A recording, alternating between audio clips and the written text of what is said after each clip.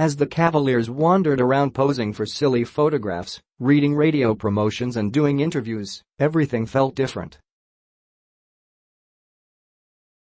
This media day was nothing like the past four.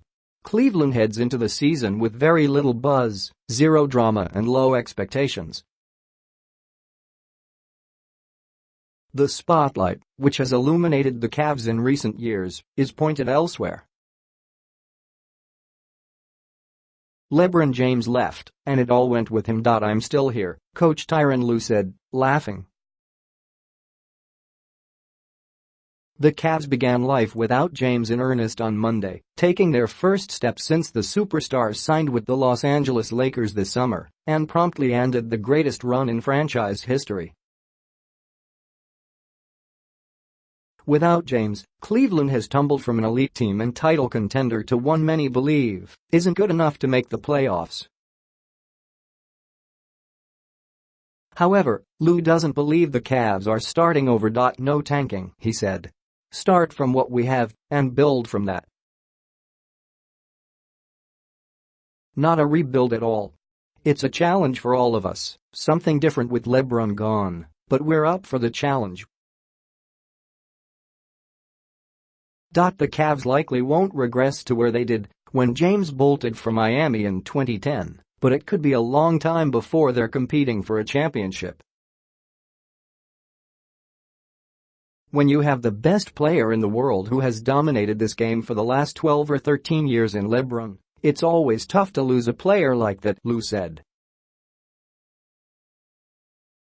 But moving forward, talking to owner Dan Gilbert and how he sees us building and approaching this season of being a playoff team.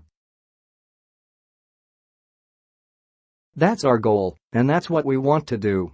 We want to win and continue to get better and develop our younger players while winning games.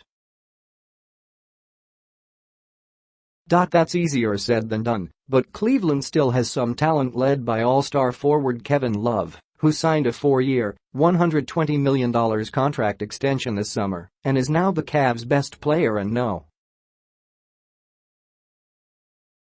one offensive option. It's a new, yet familiar role for Love, who was Minnesota's franchise player before he was traded to Cleveland and joined forces with James and Kyrie Irving. 4 years ago, Love stood side by side with James and Irving on media day as the Cavs' Big Three were introduced to the world before embarking on a journey that led to a title in 2016. That run seemed more of a distant memory on Monday as Love smiled and posed next to Lue and rookie guard Colin Sexton. And perhaps as a nod to his former teammate, Love wore a pair of James' signature sneakers. He certainly won't try to fill his shoes. Love, like all the Cavs, will have to adjust his game now that James isn't around. But that doesn't mean Love will revert to being the bruising big man he was with the Timberwolves. I'm 30 now, so I don't know if he's still there, Love said when asked if he could play like the younger version of himself. Will there be nights when my stats are gaudy? It's very, very likely. This will be a new chapter for all of us, and I think we're very excited. Kyle Korver feels refreshed. Following a personally challenging season, which included his younger brother's death, the 37-year-old walked out of Quicken Loans Arena following the Game 4 loss to Golden State in the finals unsure of his future.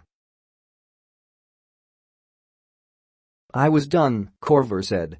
I took a good chunk of time and got away from the game and evaluated a lot of things and tried to decide if I still had the desire to play. Talked things through with my wife and my family, looked at my kids. After doing all that I felt like I wanted to come back, I still wanted to play. I still love the game. I'm excited to be back. While James is gone, reminders of him hang inside Cleveland Clinic courts, where one wall is lined with Central Division and Eastern Conference Championship banners. There's also one to commemorate the 16 title, which ended the city's 52-year championship drought. It might be some time before the Cavs contend for another, but while he may have lost the best player he'll ever coach, Lue isn't convinced there's a better team in the East.